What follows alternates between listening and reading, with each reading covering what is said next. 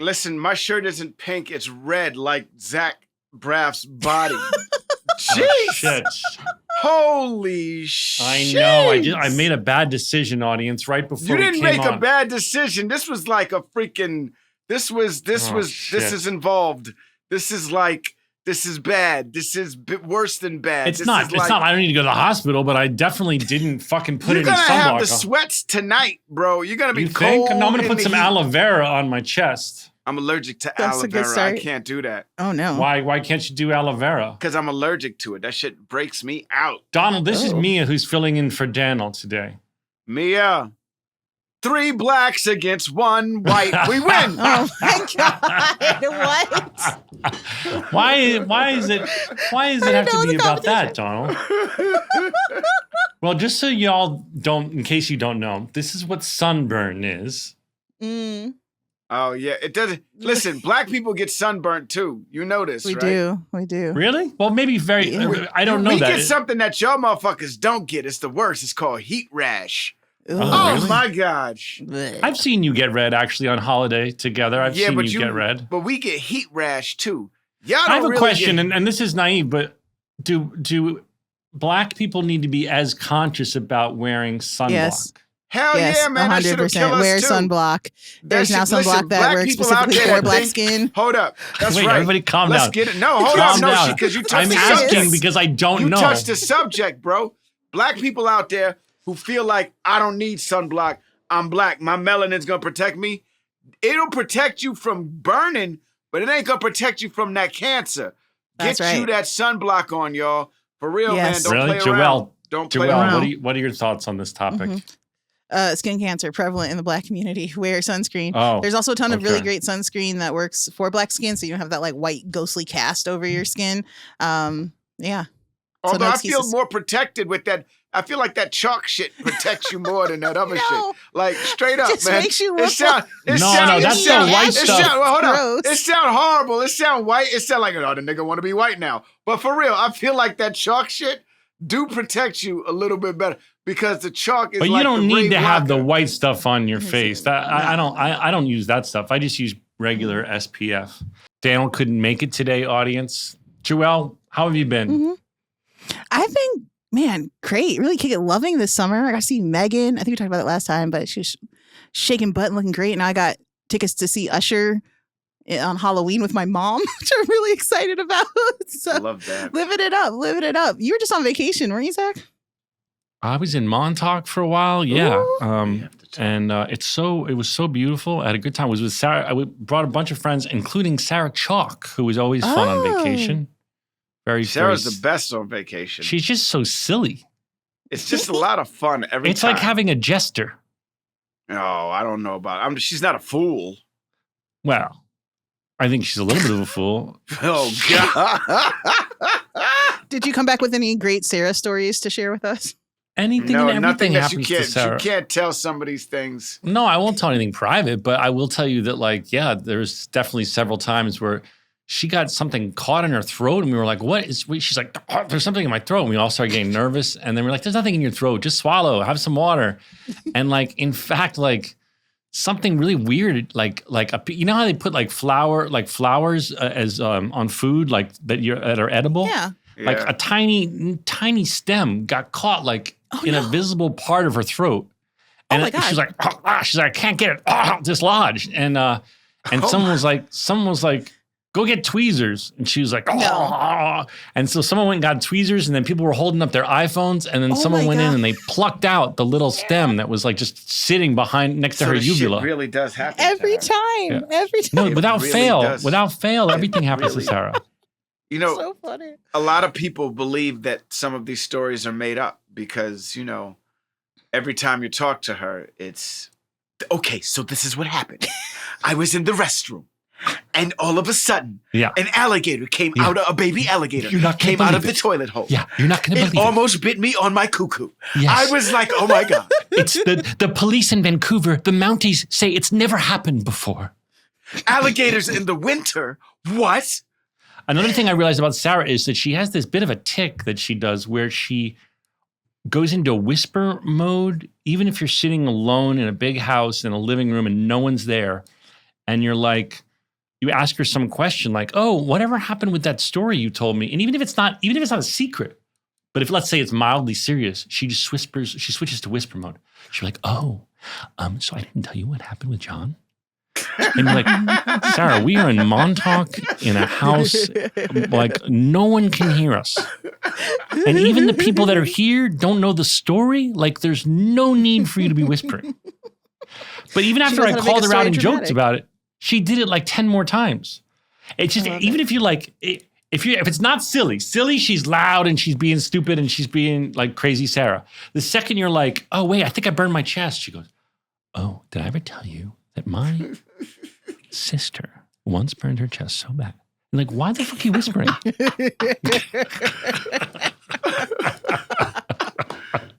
Wait, have you guys listened to Johnny C's new podcast yet? Johnny C's killing it. I know, it's crazy. I was like, I know.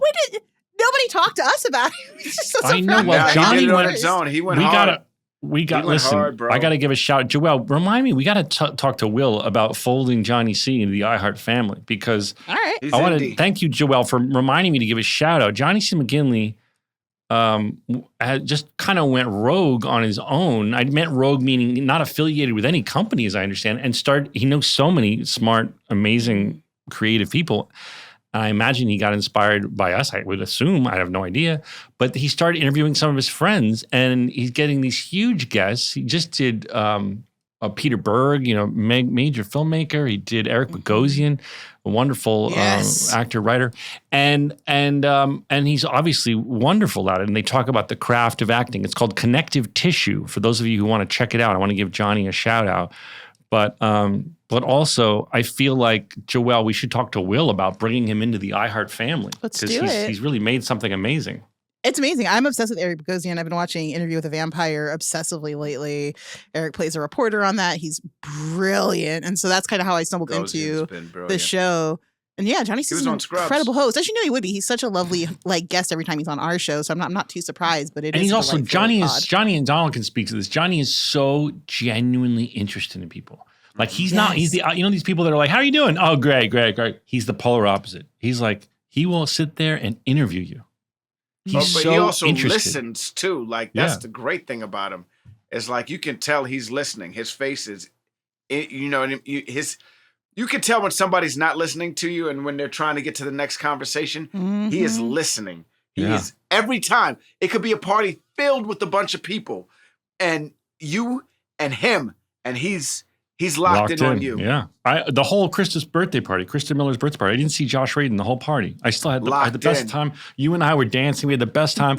At the end of the party, like the night's ending, I see Josh. I go, where were you? He was like, oh, I was just in the corner talking to Johnny C. We had the best. I'm like, talk to Johnny C. Johnny C. just locked him in, and like Johnny C. loves Radin, but he locked him in. They were like in this intense conversation the whole time. So anyway, check out Connective Tissue, anyone. Donald, how are you? You had a big birthday. I did. I turned 50. I'm a grown man. And all of a sudden, shit started going wrong. I got to get my blood pressure down. Exercising is a must. You knew that. Did a doctor call you out on your blood pressure? Yes. I played golf yesterday. I walked over 5 miles. Let me tell you something right now. My hands are free. Listen, I was killing. Listen, this is how you know you're out of shape. People will be like, but golf isn't really that fucking much of a athletic sport. Motherfucker, I walked over 5 miles yesterday. Did you carry the bag though? And I pushed it in a cart and pulled it in a cart, which is heavier. Okay. I'm just saying, I just thought that's what like golfers say. It's like lawn mowing, man. That shit is not right. So the first half, I was killing it.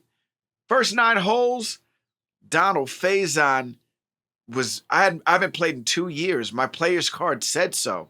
2 years was the last time I played.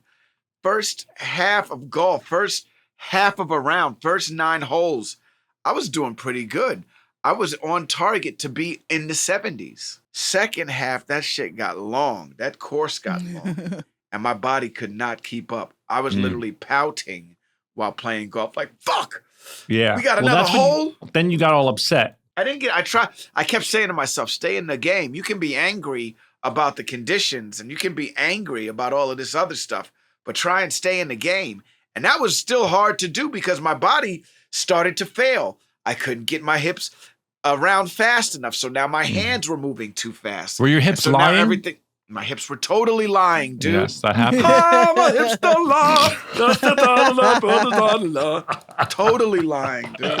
I'm glad that you are playing golf. I'm glad you're exercising because that's important to me that you stay alive. I went and I had to have a CT scan of my heart today. How are you? My heart's amazing. I got to tell you, this is when they put contrast into your veins. When you get to be our age, doctor wants to have a CT scan of your heart. And also, my father had stents and stuff, so I needed to check out whether there's any blockage. And I can show you a picture. You want to see a picture? This is amazing. Whoa. I asked the doctor if I could take a picture. This is just one of the angles. That's my actual heart. Whoa. Oh, That's crazy.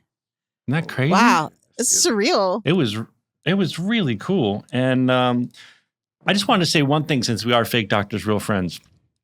If you're a smoker, you might need to hear this. I realize I've been doing all these tests just because I'm 49. I'm on the cusp of turning 50, getting every test you can get done.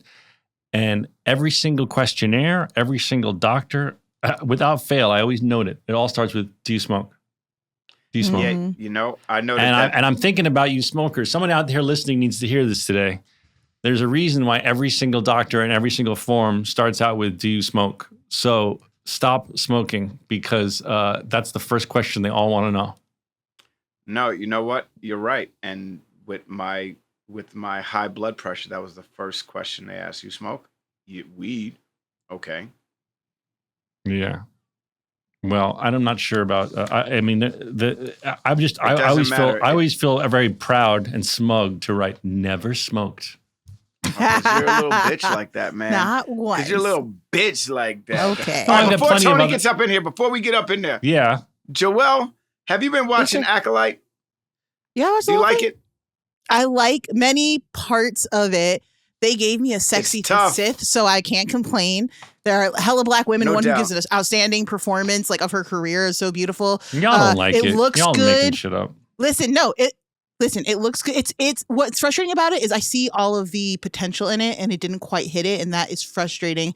I hope they get season 2 and get to it better because Leslie Headland is an incredible writer and showrunner. I'm not sure what happened, if it was a budget issue or what went sideways, but I'm hoping they can get it back. There's so much wrong, but there's so much good and there's so much wrong with the show, man. Indeed. Like, there's so much good. There's so much good, but there's so much wrong. You know what I mean? Like, You watching House of the Dragon? no. Yeah. Oh, Joelle? hell yeah. Deep in House of the Joelle Dragon. watched Yeah. everything. It's so good. Not only is it amazing, but there's this companion behind the scenes series. Are you watching that? Oh, yeah. Oh, yeah. All of it. All the aspects of After it. It's so each good. episode, they do a 20-minute thing on how they made it. It's incredible. My kids and I are watching Stranger Things. Stranger Things, yeah. That's a lovely watch with the children. That's nice. Well, not season 4. Why, they're scaring them? They saw that motherfucker, Vikram, whatever his name is, and they got that shit. That was the fucking Demigod and all of that stuff. None of that really scared them. But then they saw that motherfucker Vikram. Is that his name? Vikram? I Some think shit so. like that. That's Whatever what it I is. since I've seen Yeah, it. Mia's nodding. Woo! Yeah. That was a wrap. Stranger Things season 4 took a pause. They were like, okay, that's enough. They said we'll be back when we're a little older. They got time. I feel like there's too much Star Wars. I'm going to be honest with you. Whoa. I feel like I love it still. That's what I'm talking about. I kind of feel like there's too much right now. You're Like, just realizing that? well, I don't mean, think it worked, too much is the just- problem. It worked for Marvel. Like Marvel had a lot going on, and now But we're there's even way seeing too that much go Marvel. sideways. It's If not about if I like raspberries, Yes, Uh-huh. go on. and I have raspberry jam, and I have raspberries on my cereal, and I have raspberry sunblock, and I have a raspberry taste in my sparkling water. At a certain point, I'm gonna be sick of raspberries. I don't know, man. I don't know. You That's still totally like Reese's fair. peanut butter cups. You know what I mean? You still like. There's certain things that Wait, you. what the believe- hell does that have to do with anything? You don't. These are I'm the certain saying things that that you're are always saturated. good. You as a consumer are oversaturated. I disagree, homeboy. I don't think You just said I there's think, too much Star Wars. Is that not oversaturation? No, but I don't think I'm. I don't think I'm oversaturated with Star Wars. Like I don't. This. I mean, I think there's too much Star Wars storytelling right now. I don't. It's hard to explain because my life is Star Wars. Look at my background. I see animate it. Star Wars. I animate Star Mhm. Wars. So I don't think there's too much Star Wars, but there's too much Star Wars. You know what I mean? Like, it's just like There's not enough Star Wars that is I know, hitting, I totally and am. that's the problem. Like, there's not enough Star Wars that is working currently, and that's really the problem. I feel like with 2 shows this year, maybe we don't even know if we're gonna get 3, potentially 3 if they decide to release Skeleton Crew at the end of the year. I think I would love for them to do a pause like they did on the movies with the TV shows and be like, what was really making Andor and I the think you first just 2 hit on seasons that. of The Mandalorian work? You hit on the nail in the head, Joel. I think Andor fucked everything up. Because it really did. I know Rogue One is the beginning of it. Rogue One was the beginning of it because it got a little bit more gritty in Rogue One. And then Andor fucking shot everything down. Andor is so never mind. I'm watching House of Dragons, and I know that Star Wars needs to be family friendly, I'm told, but the level of production, the level of filmmaking, design, sets, costumes, script, acting. Mm-hmm. Oh my God! If Star Wars could be on that level, like I think Andor was, but I mean, you'd have a new fan in me. This gentleman that we are lucky enough to have on the show is someone I've always found hilarious. So I'm very excited to have Tony Hale on the show today. Donald, do you know this little bit of trivia that Joelle gave us in our notes that I'm sure you didn't read? That he was in a live stage reading of Star Wars: The Phantom Menace, and he played Qui-Gon Jinn. Qui-Gon Jinn. Qui-Gon Jinn. Qui-Gon. Yeah, Qui-Gon Jinn. Well, we will have to discuss that with him. Yeah, maybe he's a Star Wars head like you if he's doing live readings. I mean, either that or he was trying to get into a Star Wars and was like you. Did you know that he is Chucky's dad on Rugrats? The original? No, and the remake from 2021 going forward though, which is really cool, I think. Yeah. Yeah, I auditioned for that. I didn't get it, so I did not know that. I'm going to have to call my mom and tell my mom it's not going to happen. You didn't audition for that. Do you remember that? It's not going to happen, Mom. Oh, my dad was the worst. He'd be like, whatever happened with that thing? And you have to be like, Dad, I auditioned for that like 4 months ago. I promise you. And a lot of people out there listening know how your parents can be. Whether, even if you're not an actor, it's your job. They're like, whatever happened to that thing? I'm like, I promise you. You will be the first person I call when there's good news. They didn't like you? Literally, I will get the good news. I will hang up and call you. Right away. That's what happened with Scrubs. Right away. I literally called you 10 seconds after I talked to Bill Lawrence. So every time my dad would be like, oh, and then he would literally go, disappointed. And I'm like, you're disappointed? I'm disappointed. I'm disappointed. Now I have to go because I've got 4 tables sat, and I don't even think I put the apps in on table 4. I'm disappointed. Yeah, Dad, I'm disappointed too. I told you what he said when we saw Titanic, right? We went to see Titanic together. I told this story. No. We come out of Titanic, and I'm like swiping away tears, and we're all just so blown away by how incredible the movie was in the theater. And there's a long pause, and my dad goes, that Leo, he's about your age, isn't he? Jesus Christ. Yeah. It's like that line from Fleabag. And what had Jesus done by 33? Oh, man. I was like, yeah, Dad. Yeah. Same age. Oh, my gosh. I got to get home and charge the walkies for tomorrow's music video. Oh, my gosh. All right. Let's bring in the legendary Tony Hale. Count us in, Donald. 5, 6, 7, 8. Some stories about a show we made. About a bunch of docs and nurses and a janitor who loved to hate. I said he's got stories that you all should know. So gather round to hear our Scrubs Rewatch show with Zach and Donald. Yo, Tony. Hi, Tony. I was thrown with a no zoom. I didn't know what was happening. Well, we It's want a a new fancy. thing. We have a fancier thing now because we want to have a beautiful 4K image of your face. And they can You want edit this on in this 4K? better. They can Yeah. edit on this better. That's really nice. Guys, I'm a fan of both hosts, not just one. Thank we you. are a fan of you. Thank you very Thank you. much. And first off. Tony, that's our producer Joelle and our engineer Mia. Hi guys, I'm sorry for the delay in my handicap of technology. No, it's fine. We're We're so so glad happy you're you're here, man. We are major fans of yours, and we're gosh. very geeked to have you on the show.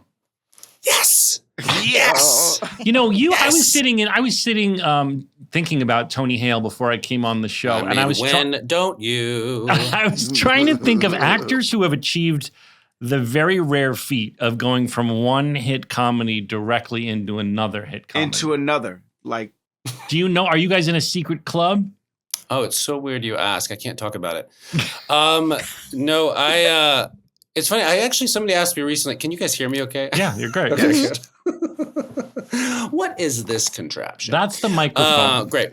I was thinking the other day because somebody asked me, like, Tony, you know, your career made such great choices. And I thought, when I started out, I wasn't in a place to make choices. I was just so grateful for a gig, you know, and then just, you know, by God's grace, then Veep came along and they wanted me. You know, I was like just so thankful to be there. So I don't know how it happened just to be on these great shows. do you look at Veep as the ultimate success? So I look at it like this. Mel Brooks put out Young Frankenstein and so good.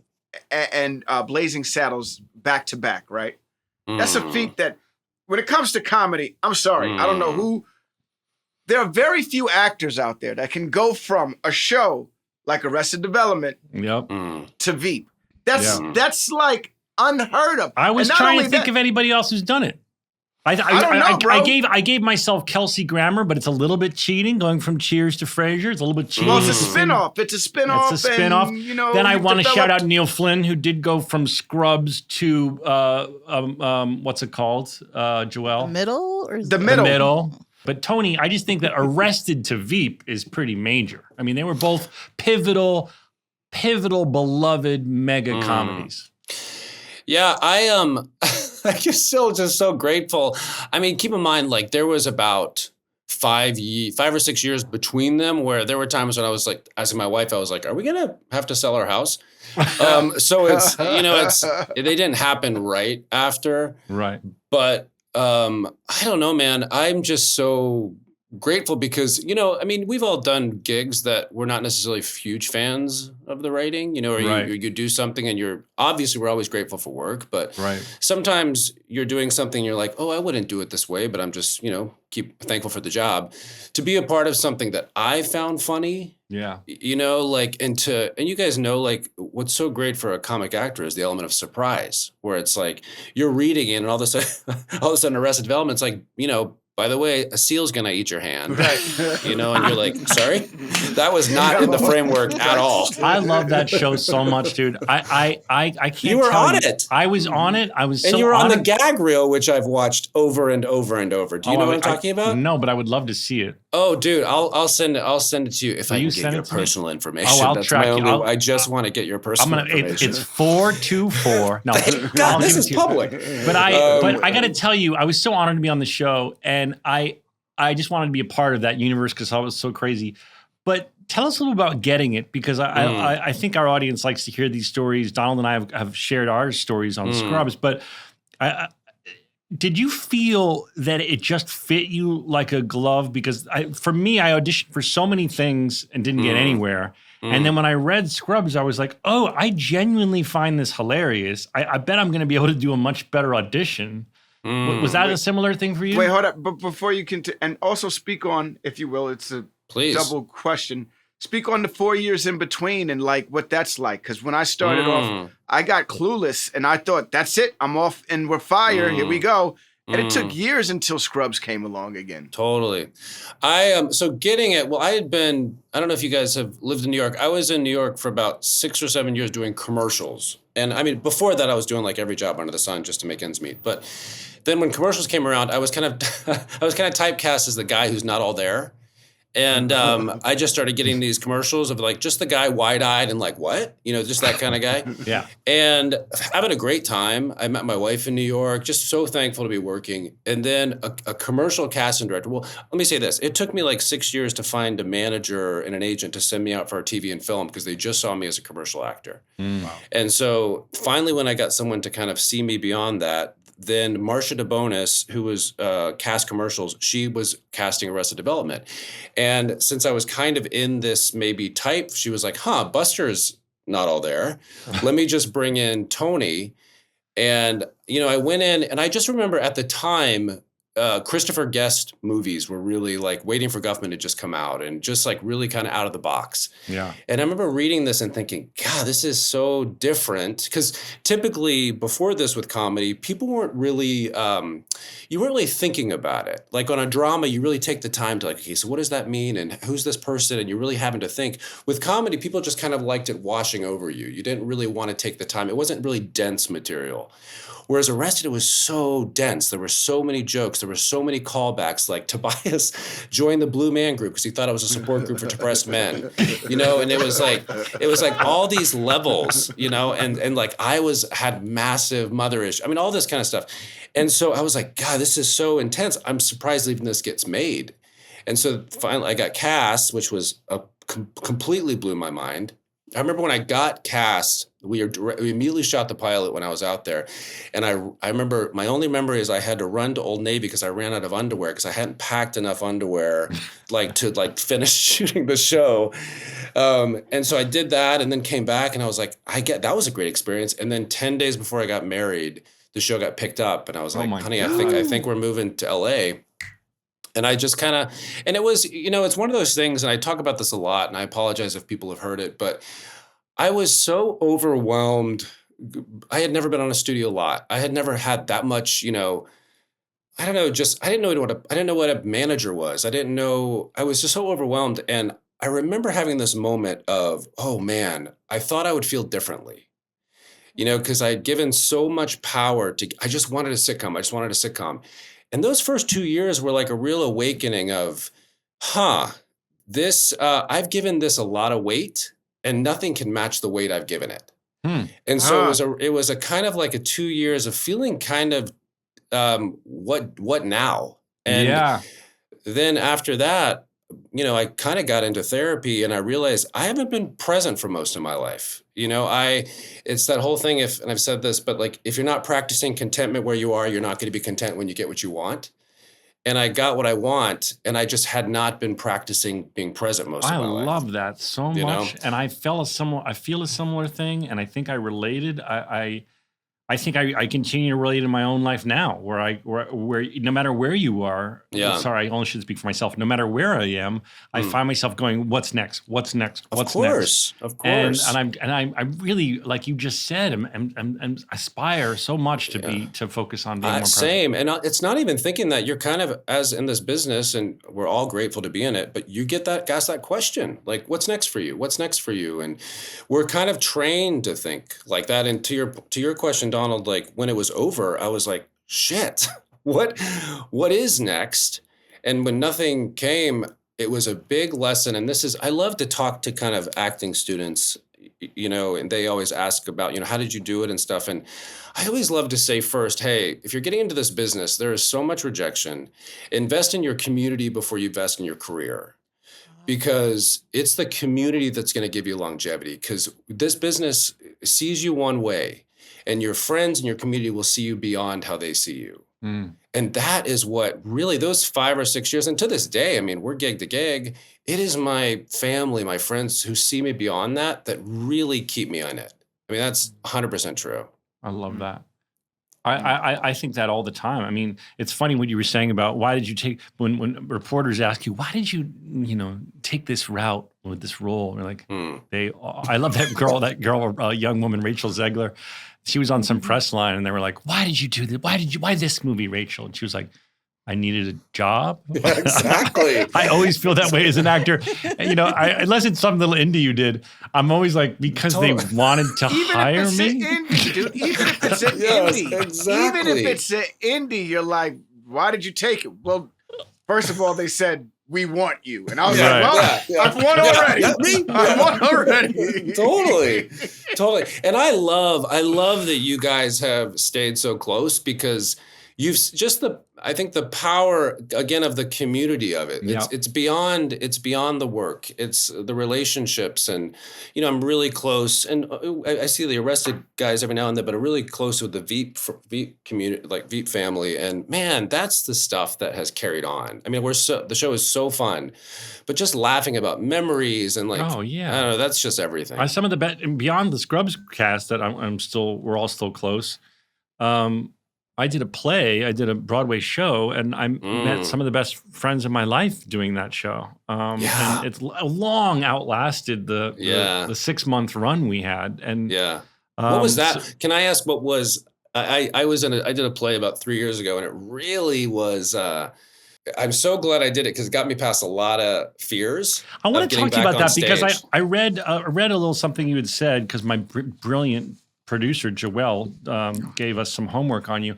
I wanted to talk to you about that because I have stage fright too, and I think a lot of people will be surprised to hear like, oh, you seem like someone who wouldn't, and I was reading that you dealt with it too. The only person that doesn't have stage fright is Hugh Jackman. He the only one that's like, I'm the stage, here I come. Yeah. He's the only one. You know why? I will keep it 100 with you. There's so many actors that don't do theater. Really good actors. You know why? Because they're scared. Yeah, this is the honest to goodness truth, dude. I'm very scared, and my fear is mainly going up on the lines and not knowing where the hell I am.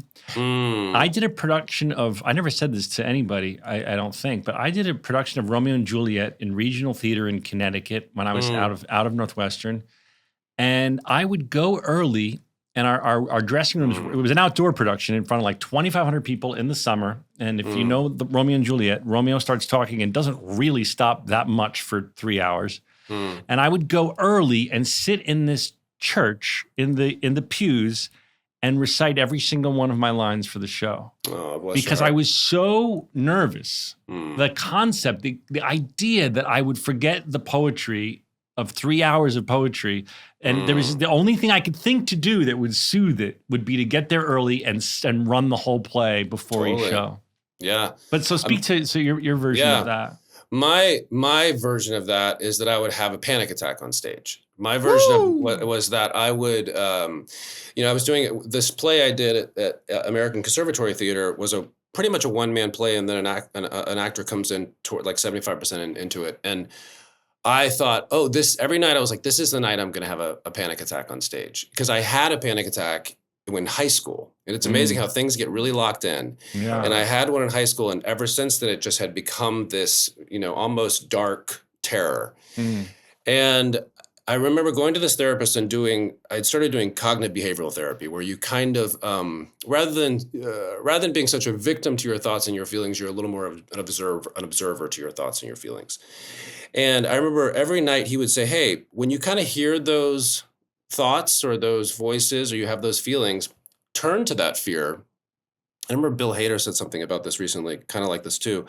But turn to that fear and say, hey, I appreciate you being here. I know you're trying to help. I'm going to go do the play and I'll be back.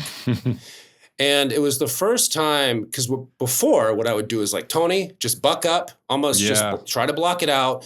You got this, and psych yourself up. And for me, I'm not saying for anybody else, for me, it only made it bigger. It only made that anxiety and fear bigger.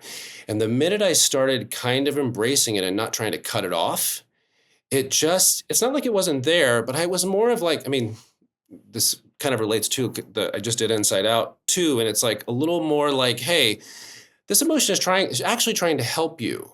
It's thinking it's helping you, and just kind of have a little more compassion towards it. And every night it dissipated it. I still had those feelings when I was right before, but I was like, hey, man, I really appreciate it. I know you're trying to help. I'm going to go do it and I'll be back. We can have this conversation after.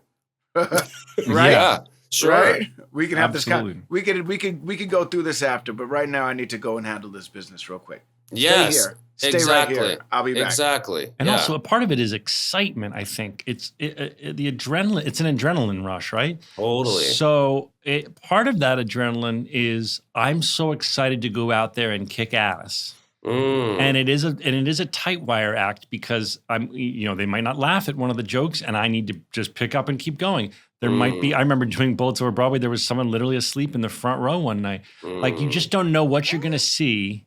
Yeah. I never told you that story. I sent out Red Bull at intermission to the person. Shut up. Wow. Wow, you got involved. You got involved. Wow.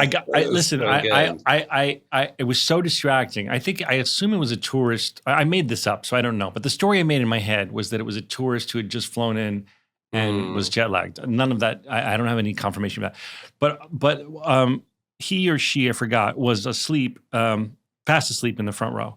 Oh. And at intermission, which is very hard because when you're an actor on stage, those of you who aren't stage actors, depending on the lighting, but for the most part, I could say in doing Broadway, I could only see the first 5 or so rows. Everything else is in darkness. So it's very distracting because it was front row. So I said to one of the stage managers, I said, will you give this Red Bull to that person and just say like, hey, this is from Zach, and it's a little distracting having you sleep in the front row. So I get out there for Act 2, and it was like Weekend at Bernie's. They had taken, these cushions they have for like kids, like a booster seat. Yeah. And they had wedged them behind and beside the person, and they were sort of propped upward. And they were holding the Red Bull, but still neck down, fast asleep. Wow. It's also like you kind of want to give them a gift card to the restaurant next door. Just be like, hey man, go enjoy yourself over there. Or go lie down. You're very tired. I got 2 stories for you. Go ahead. One, I was in the audience. One, I was on stage. One, I fell asleep when I was very young in front of Jason Robards. And at the end of the play, he blew a kiss to me like, you motherfucker. Good night. Or at least that's how I looked at it. Because to this day, you don't know. It might have been his relative right behind you. That might have been his thing. But he blew a kiss to the audience. But it looked like he was looking at me when he blew that shit. Right. Yeah. One night, I feel like I was the cause for why the show didn't go well. I was doing Picasso at the Le Pen Gilles at the Old Globe Theater, and it's me and Justin Long, Lisa Lapira, who you just worked with on Inside Out too. Yeah. A bunch of people, right? So anyway, I start the show off with the joke, there's something in the air tonight, and I sneeze, right? Yeah. That starts the show off. Every night it gets a laugh. This night, something got caught in my throat, but I had to get the sneeze out, and a lot of mucus and spit came out. Oh, no. So much so that the person in the front row, the people in the front row went, ew. Like, it was that bad. Ew, oh, God. Now look, I've fallen on stage, I've hurt myself and kept going, and people be like, oh wow, he hurt himself. This was the first time where I could tell everybody's out. I have just ruined the fucking show.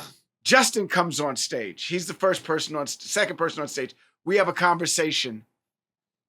His first joke, nobody laughs. His second joke, nobody laughs. My next joke, nobody laughs. We look at each other and we kind of smirk like, oh shit, this is going to be a long night. But it was also one of those motherfuckers like, who's going to go big enough to try and are you going to go big enough to get this laughter?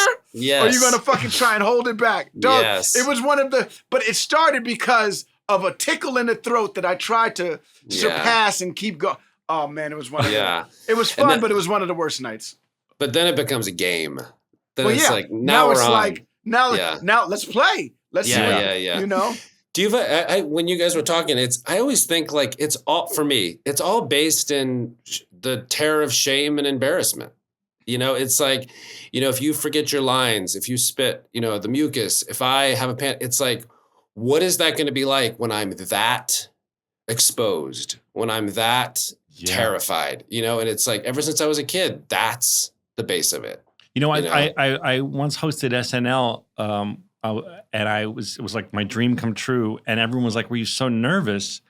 And I said, of course, but I have to say my biggest fear in performing is that I'm going to forget my lines. Whereas when I hosted SNL, my lines are everywhere. That there's so many. There's 4 sets of cue card people. So I was, of course, nervous. It was live TV. But my biggest performing fear that I'm going to somehow, and the second you forget a line for a second, one's adrenaline can then surge and start talking to you, and you're like, you're not going to remember anything. Yes. Were you calmer? Were you calmer with those lines in front of you? Obviously it was balanced out by the insanity of like, oh my God, I'm doing this like live stream and it's live and it's SNL and all that. But I remember feeling like way less nervous that the lines were everywhere. I mean, I feel like I could do any play any day if the lines are everywhere. These older folks now have some older actors now use an earwig, which is a tiny little earpiece that goes in your ear. So they have the comfort of knowing, like, if you forget the line, someone's going to whisper it to you.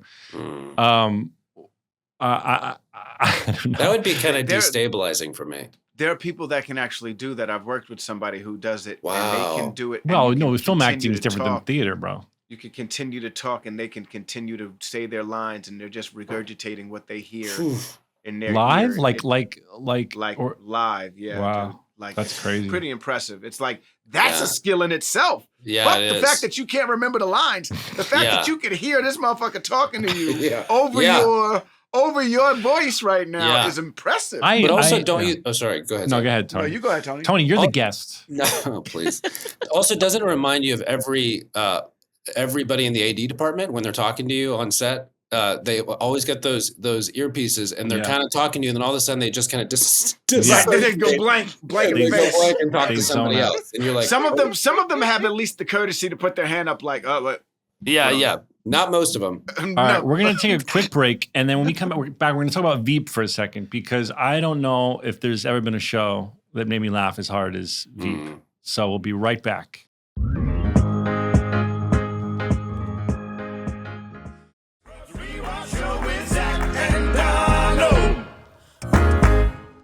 And we're back! Oh my God, that was a long break, wasn't it, Tony? Instant gratification. Yeah, Tony, wasn't that awesome?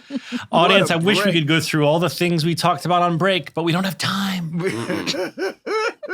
Tony, I heard a rumor, and tell me if this is true, that you guys would actually really rehearse or improvise, and the scripts would be written from that, which is nothing I've ever heard of before and sounds amazing. What is that? Yeah, it's not. I mean, I came more from a sketch background. I didn't come from an improv background.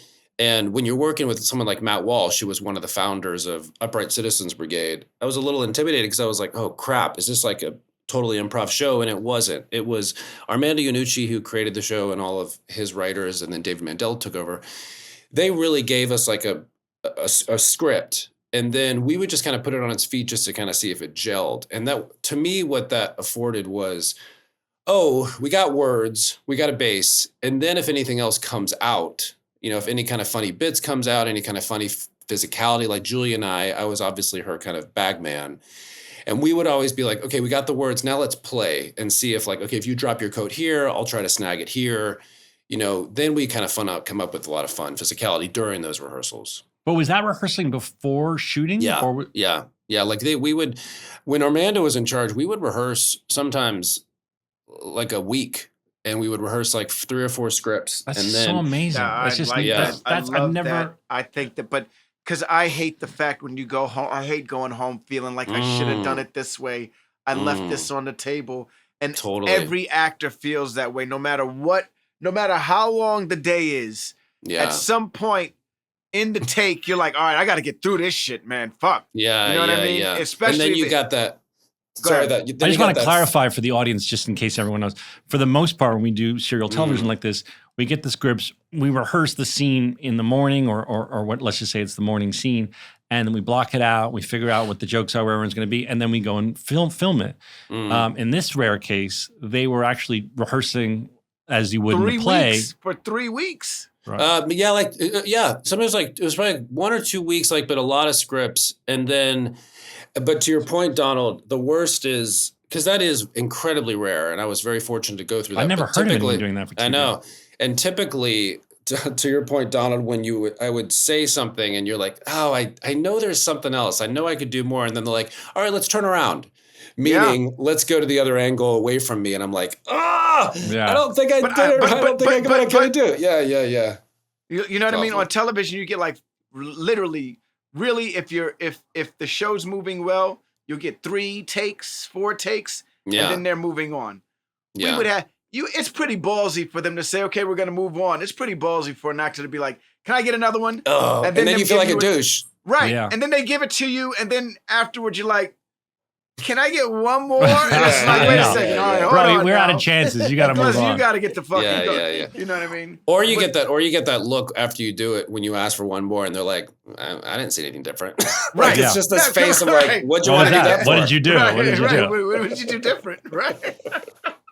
You must have laughed so hard. I mean, I just thought that show was so fun. I didn't want it to end. I just thought it was, and now more than ever, I think so much of it feels like it's real life. I think that's why a part of why we did stop, because it started to. Julia says, when you kind of think you're doing a bit of a documentary, you're like this. The parallel that was happening in politics was it was its own sitcom. Sometimes right. And also, I think that's universal to both parties, it seems to me, is that I never really see anything about the vice president. Like, they get in office, and then I don't really know in either party what they're doing.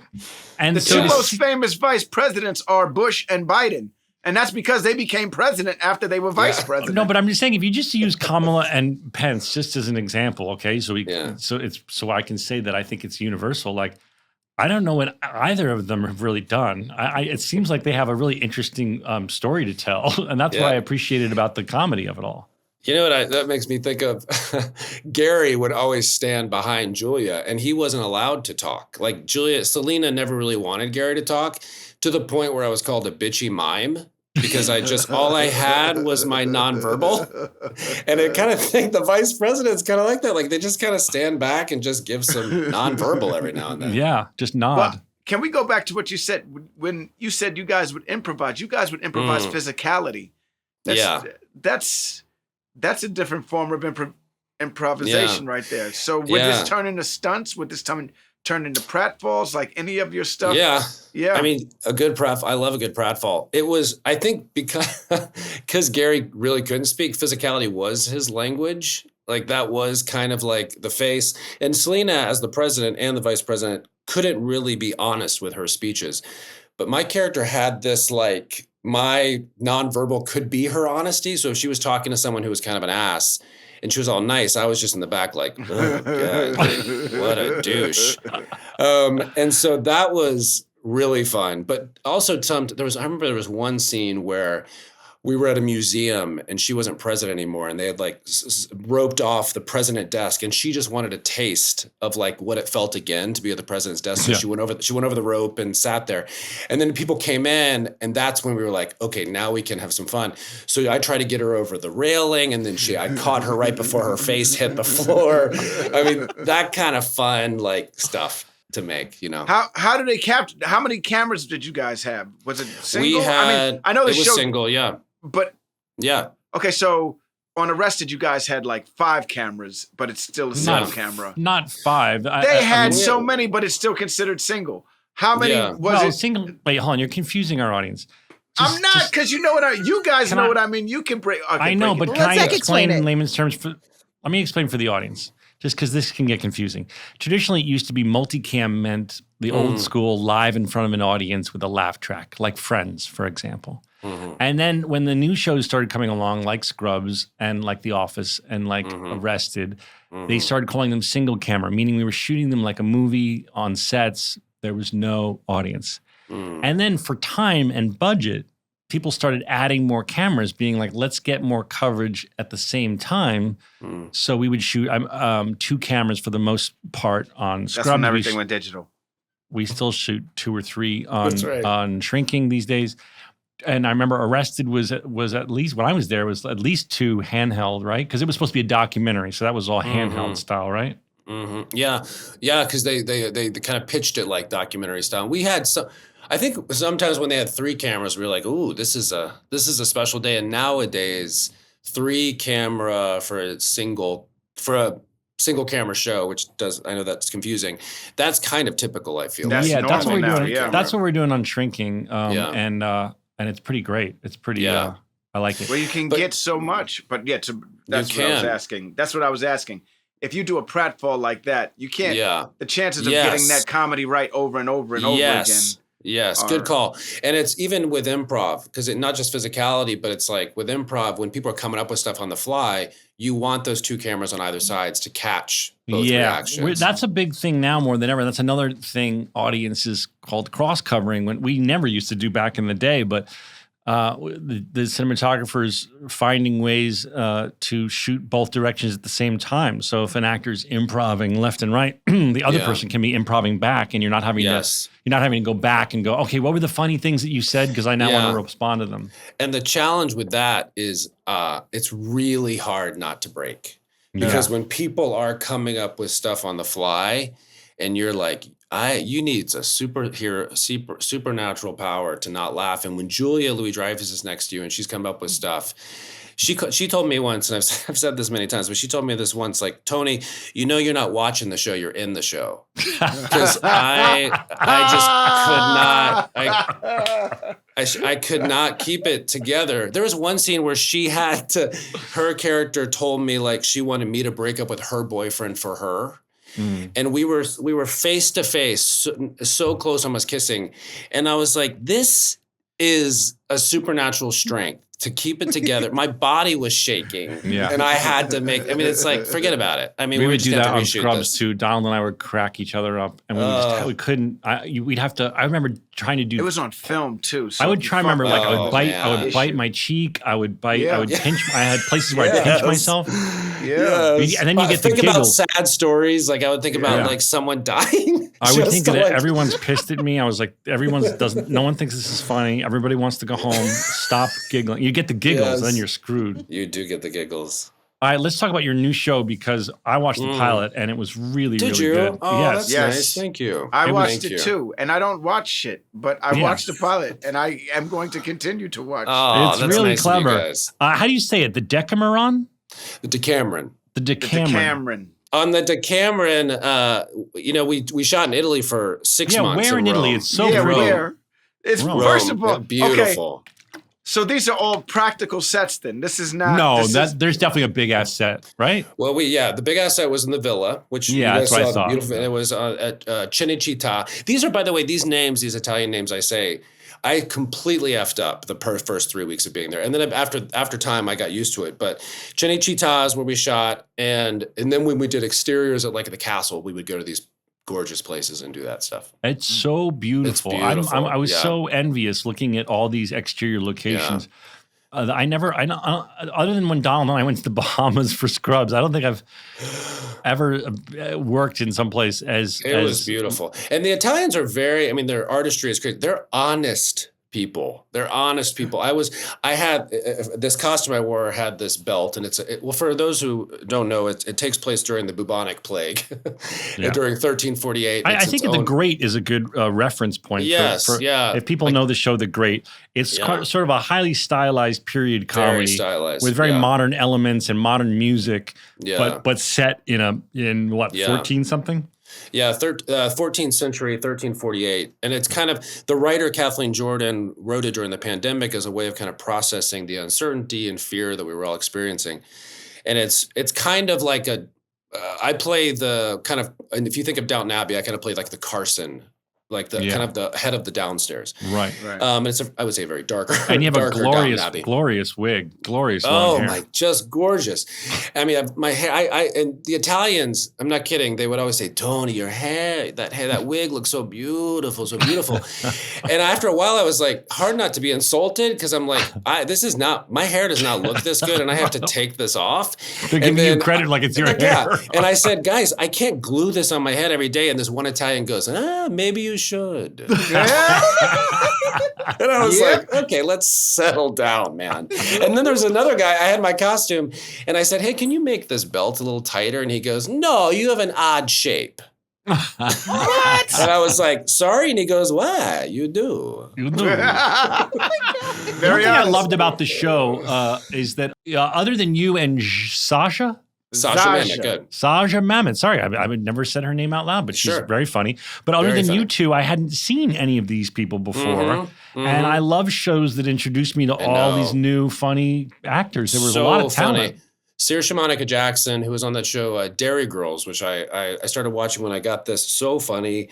I mean, just a lot of Tanya Reynolds, I did not watch it, but the show Sex Education, and just a lot of UK actors, and really who's the woman funny. Who plays the woman who Jessica Plummer, who steals. I'm trying to tiptoe on spoilers. Who steals the identity of her? Yeah, Tanya Reynolds. She's the one that was on site. Very good. Very good. And it was so fun. And I will say, it wasn't just. The script is so good and shows really, and it has an arc. I was talking to somebody about this recently. I don't know if you guys, I don't think you guys did because you guys did, but when my other characters like Buster or Gary, they kind of get stuck in a kind of an emasculated role. And that's kind of the funny, like they never really grow. Yeah. It was really nice on this show to have a full arc. Yeah. Like it's a limited series. You really see, he has an awareness and he makes mistakes and then he kind of retreats and comes back. And that was nice. Well, the pilot, I only saw the pilot, but man, it sets up so much mayhem. Yes, it does. Thought it's a really good pilot because it's a testament to the writing because not only does it set up so many characters, but so many different subplots and stories. Lots. And I was about to say, it takes its time to bring it all together, and just the pilot alone, Yeah, that's something she was talking about recently. That she was inspired kind of by Amadeus and The Favorite, and there was a sense of kind of sitting in the tension a lot, and also we all use our dialect. It's not the same dialect, because she said similar to Amadeus, and she kind of liked that. Yeah, well, Denzel, people have been joking about the new Gladiator, the new Gladiator trailer because Denzel's just like, I'm just going to be Denzel. That's amazing. I'm surprised he's like not my man in the trailer. He put that earring in. We might get my man, and I will love it. Listen, nobody cares. By the way, everyone just like Denzel. No one cares. Just be Denzel. Dog, he got a bow and arrow at some point. I'm like, this motherfucker gonna kick ass too. Is there a trailer out? Did you say there's a trailer? Oh yeah, there's a trailer. Yeah. See, now this is where they got me. Hey, listen, I was under the impression that it's the Mandalorian dude that's the star of the movie. Pedro Pascal, yeah. No, it's not him. It's his lookalike brother, dude. Like the dude that they got to play here. It looks like you just him. don't know. This guy's very famous, Donald. What's his name, Joel? Paul something. Paul Mescal. Paul Mescal. He even got the same name. Pedro Pascal, Paul Mescal. Wait, is it Paul Mescal? Is that right? It's Paul Mescal is the lead. Yes, that's correct. I'm just saying, man, it kind of sound the same. Potato, Pascal. They're both incredible actors. Is Pedro Pascal even in the movie? Yeah. Yes. He is in the movie, right? He's the other gladiator. I to be honest, I just saw the memes. I have yet to see the trailer, but I saw all the Denzel They fight a memes. rhino. They fight a rhino. I will be in sad. the trailer. I think that they were there or came right after we finished Decameron at the stages that we were shooting. Oh, really? Yo, there's a scene where so I was like, does anybody need a quirky sidekick? Get me in that motherfucker, right? I'm here. There's a rewrite. Denzel now has a quirky in over his head. Hey, Denzel, I got your sword for you. You want it? You look dirty. You need a rag? I'm just saying, man. There's a scene where they fill the Coliseum up with water and have a boat fight in the Coliseum. Yeah. I don't know who I was talking to. Which I'm told was a real thing. Yeah, it was me and you. We were having this conversation with somebody. They used to do that. Yeah. Oh my. Yeah, that's one thing I did do a lot is to go to the Coliseum. And it was fascinating. What do you do there? Just walking around. I just walked around and then you kind of go downstairs where, they brought the animals up and then and the fighters and just it was so atrocious. It's so atrocious, but there was also something really I don't know, existential about it. Like at the time, it was the just pinnacle of wealth. And then now everything's been stripped away. And it's like, man, just that's what happens when that equation is just that atrocious. And it happened like that, too. It wasn't like the fall of Rome was like that. I'm sorry if this is a dumb question, but Is the Coliseum just a museum thing you visit, or can they still throw shows there? No, it's not a stupid question. It's right now. It's a museum. It's That's like good because people probably yeah. fuck it up. They'd get all drunk and like piss on it. Mm-hmm.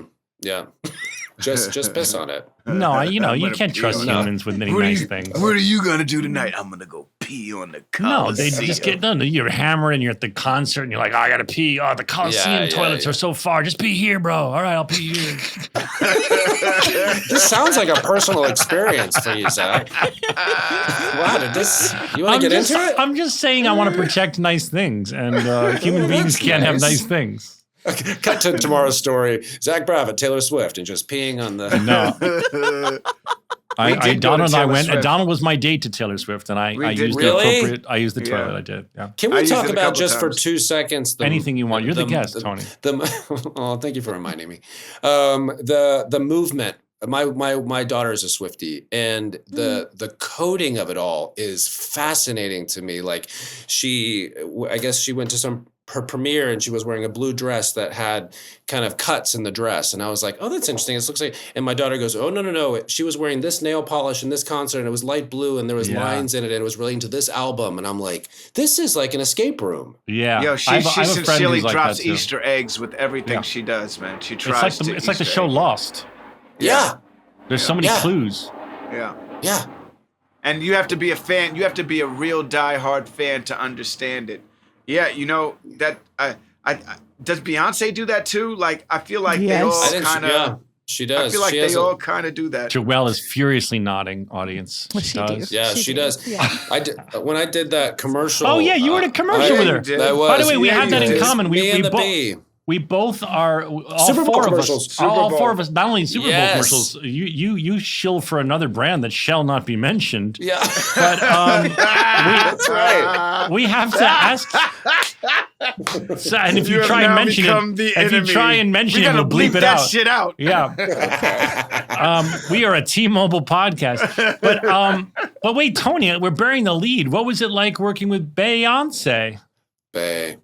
Well, I mean, so I got, first of all, they called and said, hey, are you interested in doing a Super Bowl ad? Which, by the way, anytime they say, are you interested? It's like, why are you, why don't you just book me and then just say, show up? Hey, Tony, it's Beyonce and a giant check. What are you doing? Are you busy? Oh, it's so funny. I'm having coffee with a friend. Can't. But so they said that, and then they said it's with a music artist, and I was like, oh, that's cool. And then they said Beyonce, and I was like, sorry. And my daughter had just been to her concert, and I don't get a lot of cool dad points. She doesn't really anything I do. She's. I mean, first of all, Buster Bluth. Like, what she could be like? My dad's Buster Bluth. Are you kidding? But so cool. No, but she is very proud. But like, she doesn't watch a lot of this stuff. But I couldn't tell her that I had done this because we signed an NDA, and it wasn't until it aired that she was able to see it. But my point in that was that we did some kind of teasers before it. Kind of some coding, and I was at a lemonade stand, and then I was next to the horse. What's the horse name? The glittered horse. I don't know the horse's name, but it's a disco horse. And it's oh my amazing. God, you Joelle, stumped our resident Beyonce expert. Yes. Joelle. Yes, but my daughter immediately don't worry, got Joelle. it. Mia, do you know? Oh, Joelle has a picture of the horse. Yes. Joelle just pulled a picture of the horse out. She's amazing. But my daughter immediately got it because they're so used to this coding. Like everything is. Got it. Beyonce? Is it Beyonce's horse? It was Beyonce. She uses it in her concert. But how was the experience? It was great. It was great. It was, I think we shot from like 6 a.m. to like 5 a.m. the next day. Wow. But it went by like, I was just like, it was like a front row seat to like an experience, And she had like 9 costume changes. I was in the same outfit. So I just sat around and ate craft service all day. So you shot that whole commercial in one day? Well, I came back the next day to shoot kind of my reaction shots. And then her and I stuff was that first day. Did you feel nervous working with her? Or did you give yourself any... I've said on this podcast before, sometimes when I'm working with someone of that stature, of like holy shit stature, that I give myself little pep talks like don't be in your head, like you don't want to, when everyone sees this, you don't want to look like nervous guy. You're so full of shit, bro. When we first started, I remember we would go out and there would be all of these there was only one time where I saw him lose his shit, but we would see so many famous people and this motherfucker would be able to he would handle it no problem. Like, I'm not talking about out drinking, I'm talking about like directing Morgan Freeman. Oh, well, I okay, mean, well, that's different, bro. Okay, all right, hold on. Now, I would think that's interesting. Directing, I don't know about hold on. this. Felt a little more. I think if it, maybe it's with my age, and I'm 50, almost 54 years old, and I get excited. I get more excited now with these kind of experiences because it's an opportunity. I don't know, as someone who is so on a pedestal and just like. She's so talented. I get excited about kind of seeing the humanity of someone, you know, and like she's so sweet and she's humble and, you know, she's a girl in the middle of this kind of, you know, whirlwind of talent and praise and stuff. And I don't know, just kind of seeing that humanity. Did she ask about Joelle? Did you? It's odd. I would say 50% of our conversation was talking about Joelle. Yeah. Which, until this day, I didn't know, and now I know. But you're right. Really, she's Tony, like you Tony. are right about that. Her and Taylor Swift, Beyonce and Taylor Swift are starting a revolution right now. Man, a musical it is. revolution amongst these young ladies. And I mean, Cowboy Carter is incredible. Yeah. Oh man, come on. It is incredible. But you know what? I'm going to say one thing. This is the one thing that I'm going to say about it all. They knew who to go to for the hit. They both went to that Posty Malone guy. I'm just going to put it out there. They both went to the post. They both threw it into the post, and he backed it down for them and laid it in. Post Malone is a performer. He's featured on both albums. Okay. Best song on both albums. Best song on both albums, Post Malone. I will throw something at this, over computer. 2 Most Wanted, Donald. I'll fight you right now. So. All right, wait. 2 Most Wanted is dope. 2 Most Wanted is dope. I like the Bunkin. Is it Buckin. Sweet Honey Buckin. I like. Yeah. I love Sweet Honey Buckin. That's a good one, Tony. That's a big one. Like, Tony, do you dance to Sweet Honey Buckin? Little thing. Levi's. I love it. And there's also like, it's a snap. There's like a snap thing. And I'm like, I don't know. Hangman. That's the one with Dolly Parton. Yeah. Hangman, answer me now. Yeah. There's a lot of good ones, but I'm telling you, they threw it into the post. They threw it into the post, and he backed them down and dunked it for them. What do you tell me? What is unique about? Because I mean, again, I'm old. About Post Malone that they both went that guy. I think he just got it because his sound is way different than everybody else's. It's real.